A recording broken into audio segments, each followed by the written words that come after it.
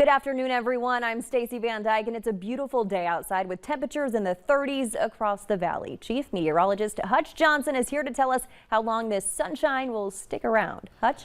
Stacy, thanks so much. Enjoy it while you can. The temperatures today have really surged, unbelievably so. This is a comparison from 24 hours ago, and where you see these pink colors and red colors, the warm up is real. 33 degrees warmer than yesterday at this time in Fargo.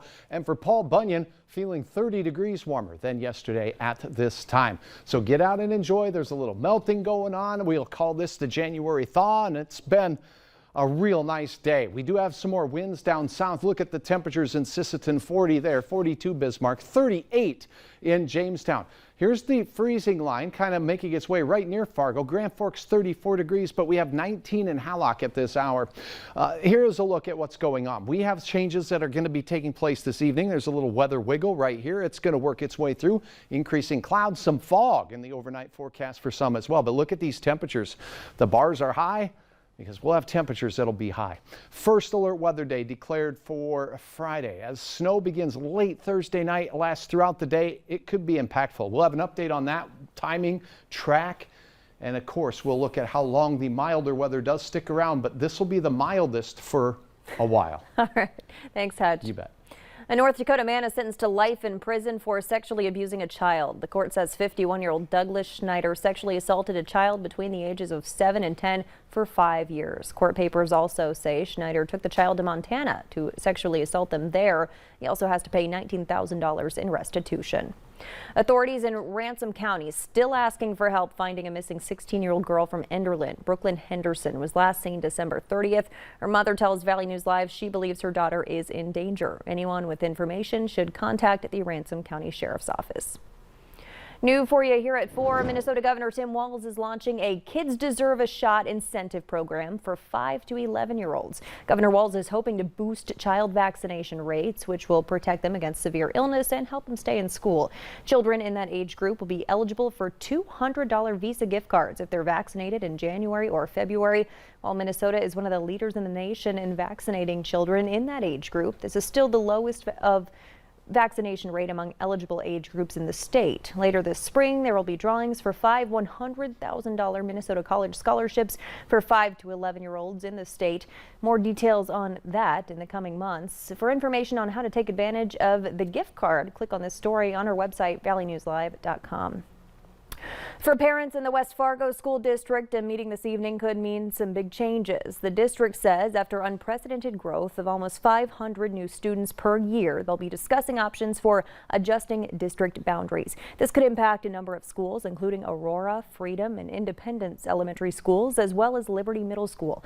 The meeting is tonight from 6 to 6:30 p.m. at Aurora Elementary School. The public is welcome to attend. The adjustment proposal will then be reviewed and voted on by the school board at their meeting later this month.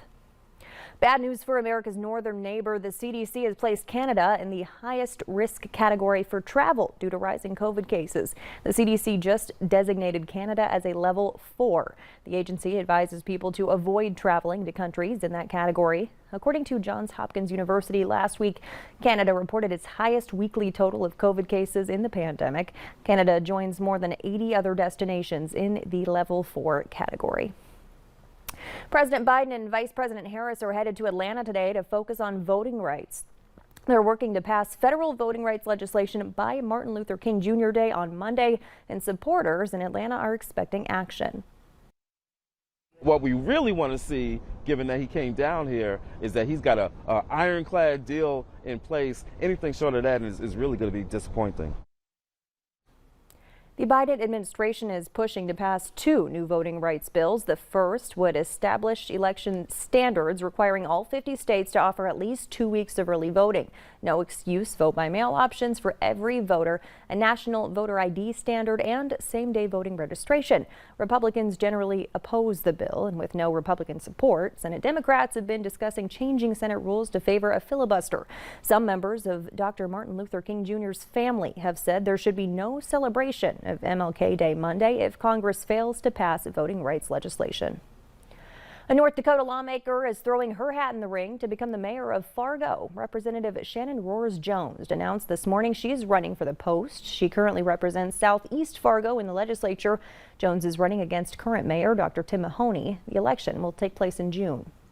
New coins featuring prominent women in U.S. history have begun shipping out to banks this week, starting with writer Maya Angelou. It's part of the multi-year series to honor the contributions of women across the country in several fields, including civil rights, government, science, and the arts. Natalie Brand is in Washington with more on how and why the U.S. Mint chose its first group of 5 diverse women.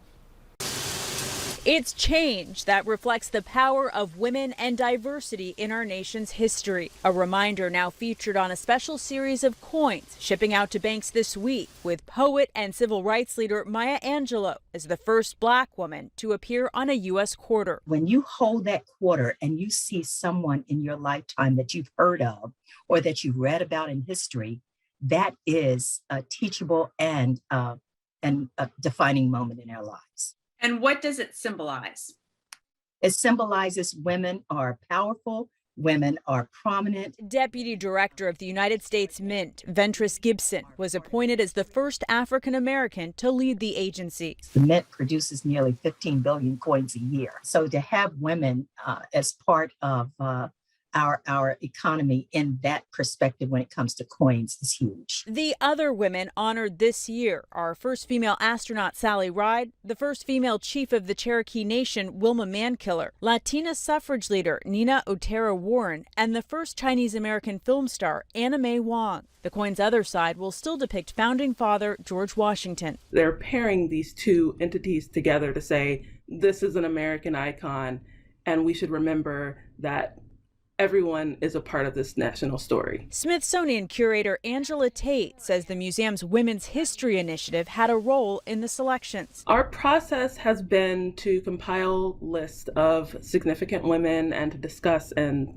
think about national and international and local impact. This year's 5 honorees are the first as part of a 4-year program approved by Congress to celebrate the contributions of American women across various backgrounds and fields. Natalie Brandt, CBS News, Washington.